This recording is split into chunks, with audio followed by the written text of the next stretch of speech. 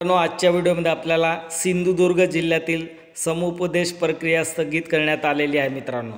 बघा मित्रांनो, आता समुपदेश प्रक्रिया स्थगित का करण्यात आली ते आपण या व्हिडिओमध्ये बघायचं आहे मित्रांनो। बघा मित्रांनो, तुम्ही या चॅनलवरती नवीन असाल तर सबस्क्राइब आणि बेल आयकॉन प्रेस करायला विसरू नका मित्रांनो। चला तर बघू आपण सिंधुदुर्ग जिल्ह्यात समुपदेश प्रक्रिया स्थगित का करण्यात आली ते आपण या व्हिडिओमध्ये बघू मित्रांनो।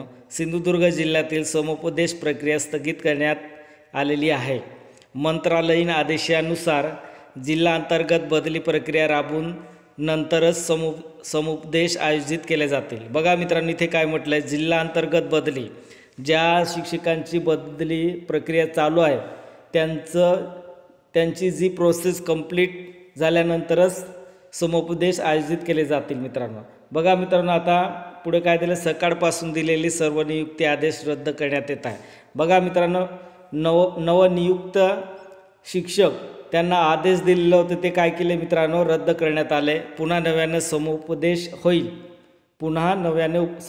होईल त्याची तारीख मेलद्वारे 4 दिवस आधी कळवण्यात येईल मित्रांनो। बघा, तुमचं पुन्हा नव्याने समुपदेश होणार आहे, त्याच्यात तुम्हाला ईमेलद्वारे कळवलं जाईल मित्रांनो। 4 दिवसाच्या अगोदर तुम्हाला कळवलं जाईल। अत्यंत महत्त्वाचे, सिंधुदुर्ग जिल्ह्यातील नवनियुक्त शिक्षक समुपदेश प्रक्रियेबाबत काही वेळापूर्वी मंत्रालयातून आलेल्या पत्रानुसार जिल्हा अंतर्गत बदली प्रक्रिया 2 दिवसात पूर्ण केली जाईल व नंतर 11 मार्च रोजी सदर नवनियुक्त शिक्षक समुपदेश प्रक्रिया राबवून पुन्हा नेमणूक केली जाईल। तोपर्यंत आज दिलेल्या सर्व नेमणुका रद्द करण्यात येत आहे मित्रांनो। बघा, समुपदेश झाले ते जे दिलेले आहे ते रद्द करण्यात आले आणि नव्याने समुपदेश घेतले जाणार आहे मित्रांनो। मान शिक्षणाधिकारी प्राथमिक सिंधुदुर्ग यांनी आताच माहिती सांगितली मित्रांनो।